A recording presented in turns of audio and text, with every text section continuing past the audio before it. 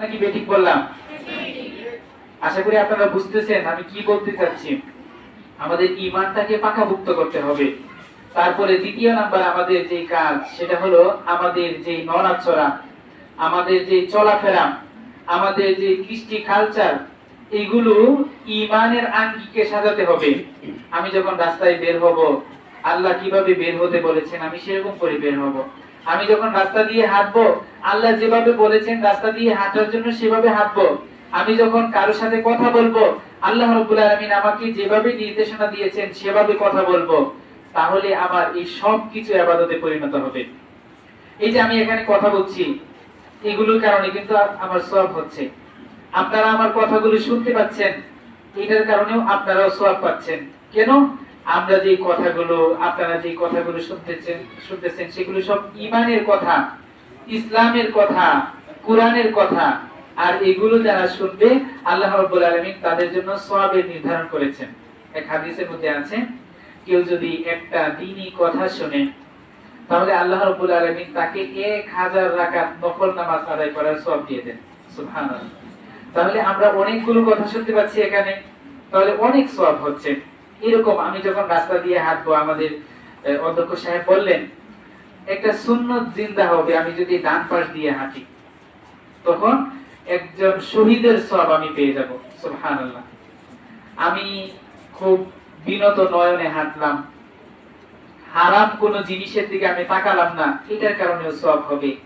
আমি কথা বললাম, কথা বলার সময় রাসূল যেভাবে বলেছেন মহিলাদেরকে কণ্ঠস্বর হেফাজত করা, আমি সেরকম করে কথা বললাম, এটার কারণেও আমার সওয়াব হবে।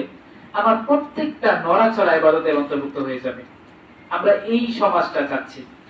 আমরা চাচ্ছি আমাদের ছাত্রছাত্রীরা পড়াশোনা করে তারা নীতি নৈতিকতা, ম্যানার এগুলো শিক্ষকদের সাথে সদাচরণ করা, পিতামাতার সাথে সদাচরণ করা, এই বিষয়গুলো তারা এখান থেকে শিখে যাক।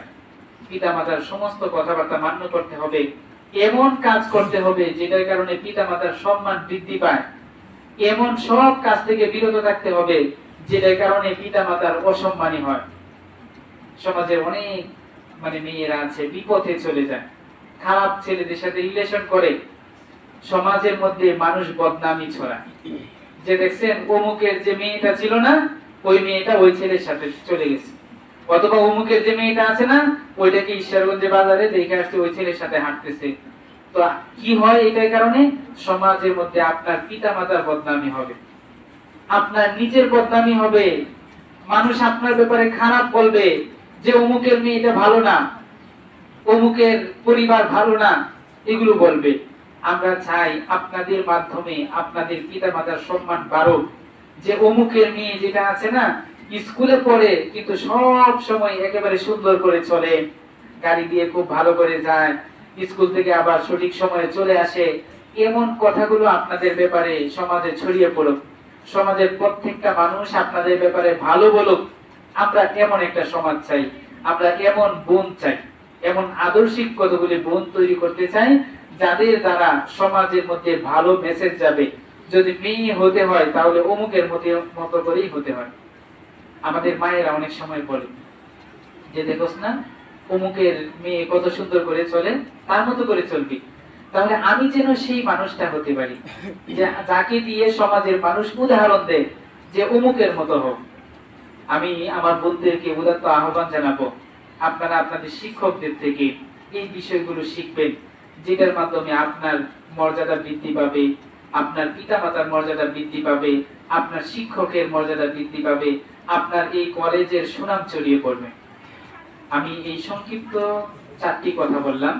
1 নাম্বার হচ্ছে ঈমানটা ঠিক করতে হবে, 2 নাম্বার হচ্ছে আমাদের নেক আমল করতে হবে, ভালো কাজ, উত্তম চরিত্রের অধিকারী হতে হবে, 3 নাম্বার হলো পিতামাতার সম্মান, 4 নাম্বার হলো আমাদের শিক্ষকদের সম্মান করতে হবে।